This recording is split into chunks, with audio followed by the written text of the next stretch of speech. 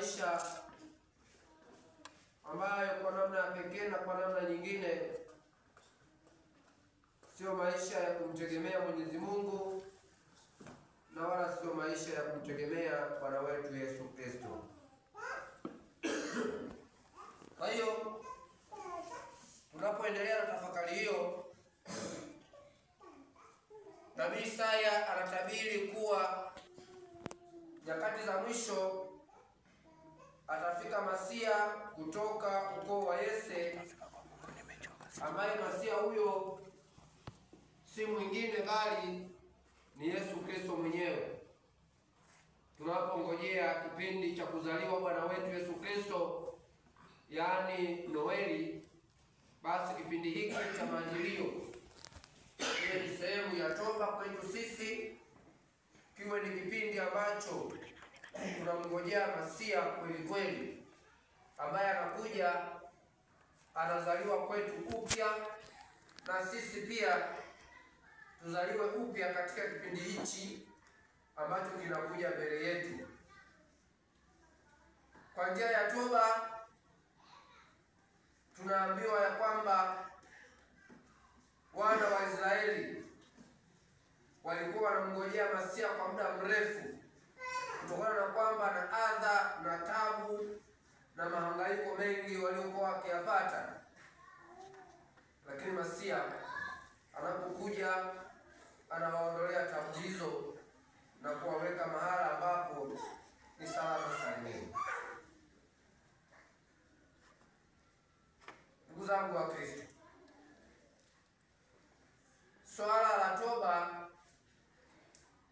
ni swala ambalo kila mmoja anapaswa pengine kwa namna fulani kulijua swala hilo la toba ni swala ya aina gani.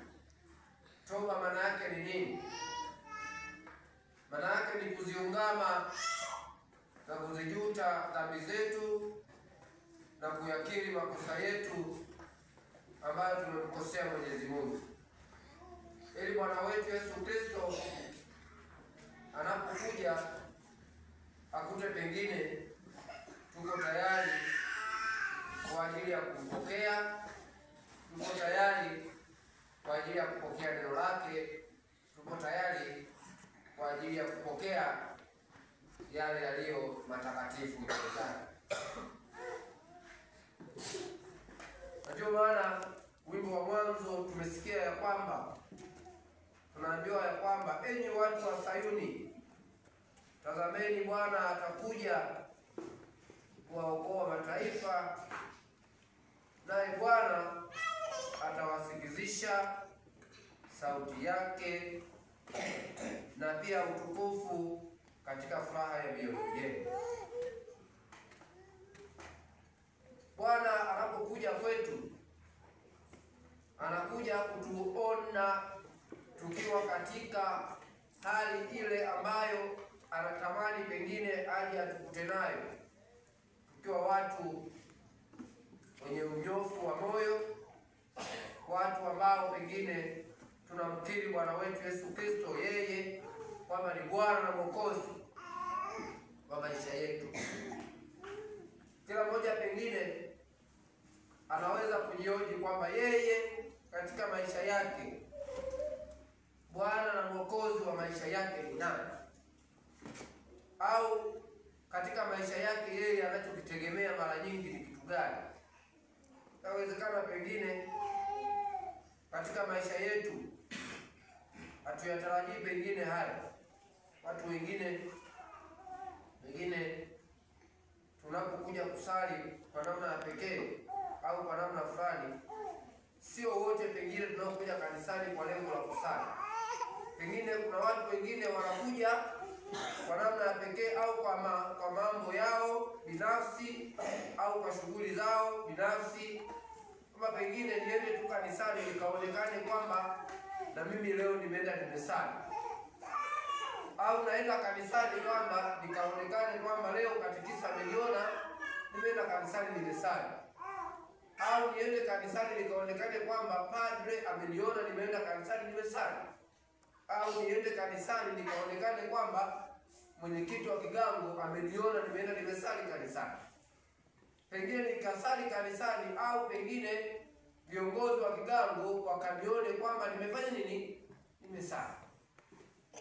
Lakini ndugu zangu, maandiko matakatifu hayatuambii hivi, bali maandiko matakatifu yanayotuasa daima ni kwamba tunapaswa kusali bila pengine shuruti yoyote au bila kuhimizwa na mtu, kwa sababu kusali ni wajibu wa kila Mkristo mbatizwa.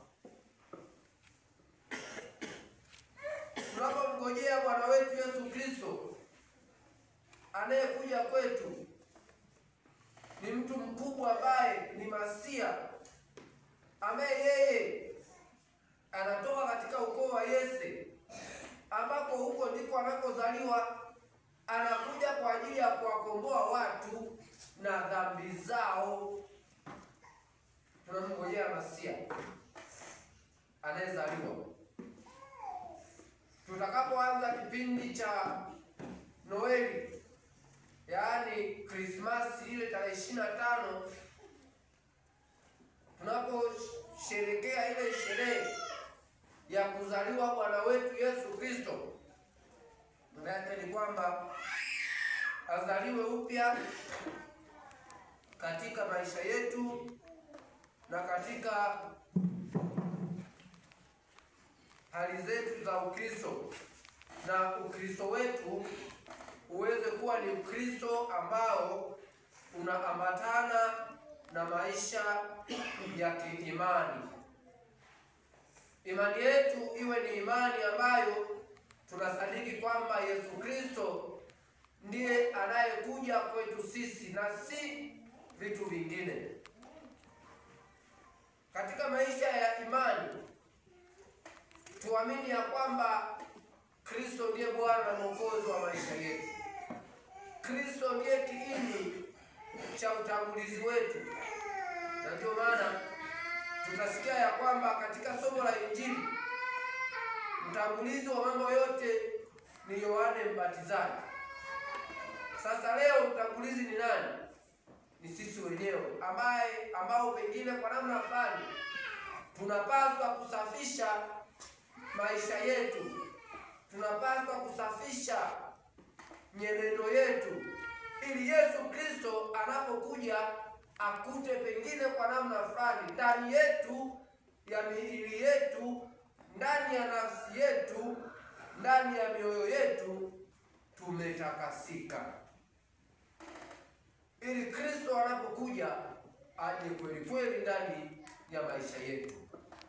Na ndio maana wana wa Israeli walikuwa wamekosa matumaini kabisa, lakini Bwana wetu Yesu Kristo anapokuja, anapowajia, tumaini hilo linakuwa ndani ya mioyo yao, wanamtumainia Kristo, na hapo ndipo maisha yao yanaendelea pia